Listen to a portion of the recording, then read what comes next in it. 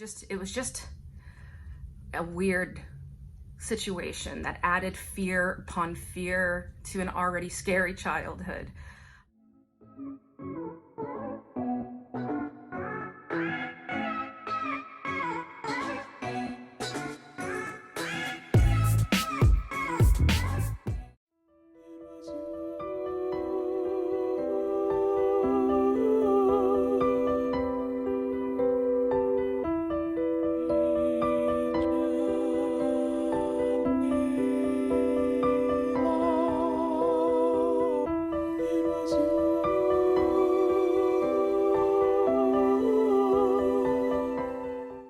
Hello everybody.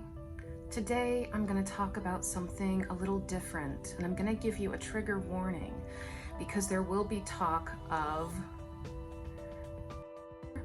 gore and things like that, because this is a very rare instance for a lot of people, but this just happened to be the circumstances of my childhood. Okay,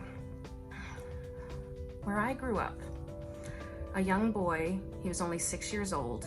His name was Adam Walsh. He was in 1981, literally in my neighborhood. It was at our local Hollywood Mall, which sometimes it was called the Fashion Center, sometimes it was called the Hollywood Mall. And I grew up in Hollywood till I was 6 years old. Now this happened when I was about four years old, but it had a hangover effect of about 2 years, you know, from parents. And so 6-year-old Adam Walsh was kidnapped in 1981 by a serial killer named Otis O'Toole. Florida was a very strange place in the 80s. It was very dangerous. There were an exorbitant number of serial killers in South Florida at the time. Actually, one was Jeffrey Dahmer. He was there in 1981 and he was a suspect. Otis O'Toole was there. Henry Lucas was in northern Florida but had traveled with Otis O'Toole for a long time, and also this came on the heels of Ted Bundy being captured in Florida in 1979. And so this was always all over the news, okay? And I remember being really young. When they were looking for him, they would pass out baseball cards of him for people if they'd seen him, just everywhere. I had one, everybody had one. And it put a pall of doom and fear over my childhood, because parents were responding to this, the news was responding to this, the children knew the anxiety of the parents, and the parents behaved in ways that were a little different because of the circumstances, you know, certain rules or whatever. All I remember, because I was so young, and I remember feeling this way from like 4 to about 6, but you know, it's all blurry except for certain flashes, you know, and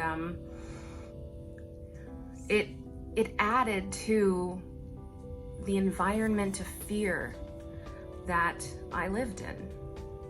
It was not a direct, it was something in the air that was always there. The fear, the don't go near a van, don't go near a stranger, this fear that just pervaded everything in my neighborhood, because it was horrible what happened to Adam Walsh.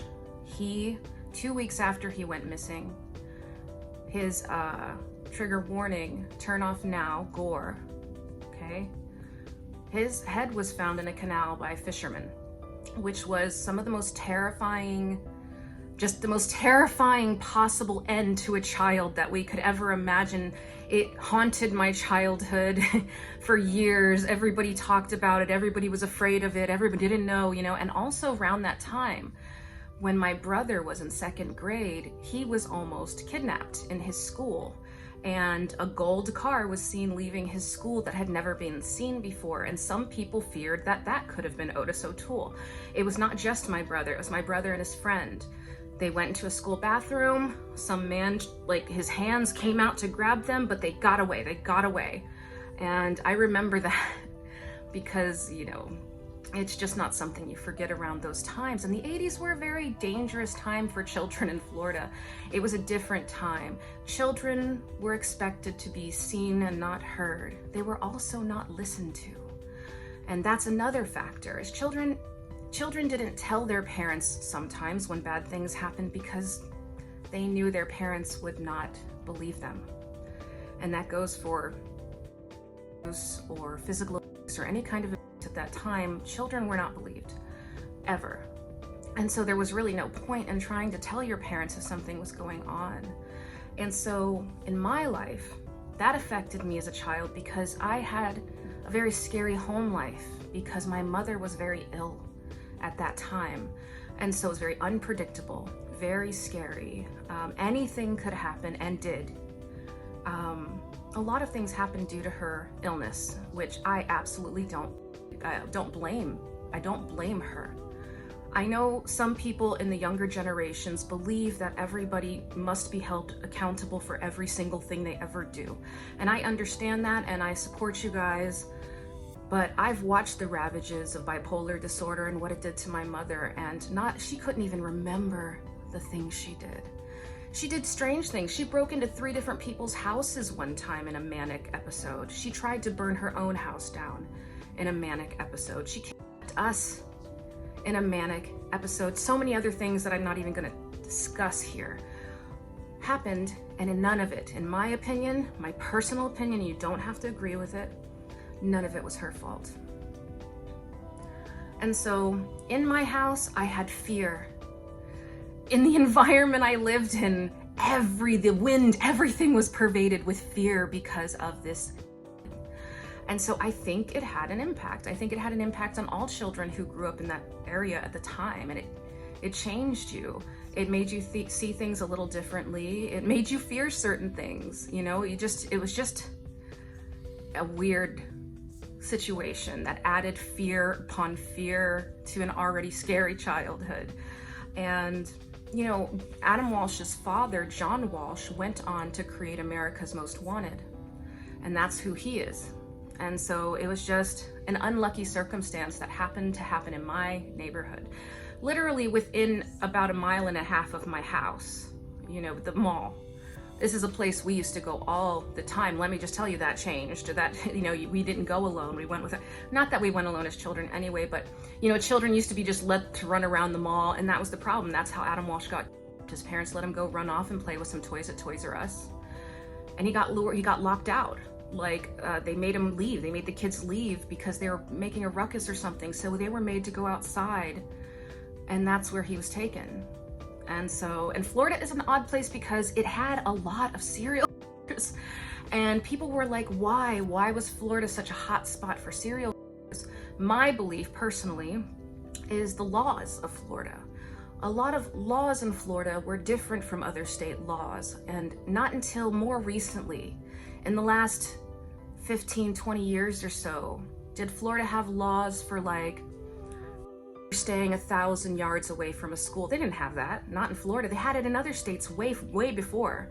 Things like that, we didn't have those laws. And so yes, that's why I would imagine these types of characters would flock to Florida.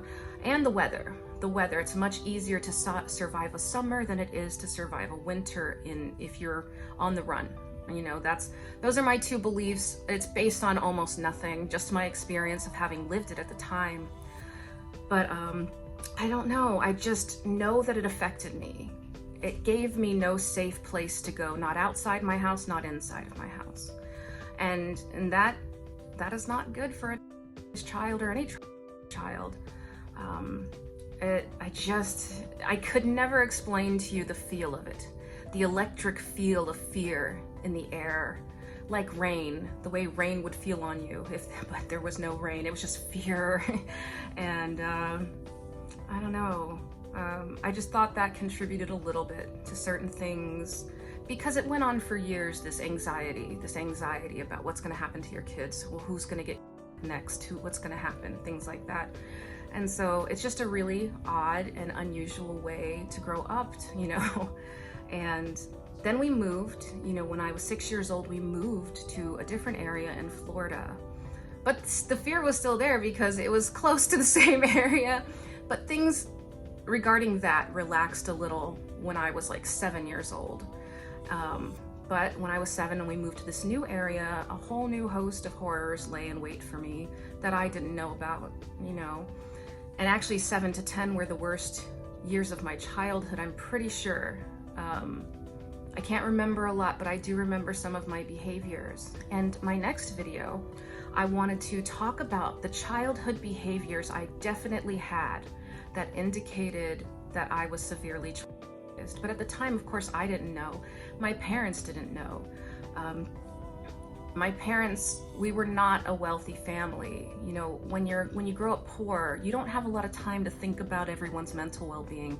You've got to be at work. You've got to be getting things done so your kids don't starve, type of thing. And so yeah, and so I think in my next video, I'm gonna tell you guys I think it's 4 symptoms that I had as a child that of course I didn't know was but I also knew was wrong, and I shouldn't have been doing them, and I felt weird about it, and some of them I couldn't control. They were first instances of dissociation that I can remember happened from 7 to 10. These first instances in my memory of dissociation, which of course I didn't recognize as dissociation. I just thought, why can't I control myself, and why did I do those things? You know what I mean? Anyway, I just wanted to tell you that weird little story about my childhood and how it sort of impacted in a several years sort of way and kept this constant fear everywhere for everyone, you know, which kind of added to the fear that all children felt, you know. And so I hope everyone's having a good day. I love you guys. This is Brandy. And I hope everyone has a great one. Bye.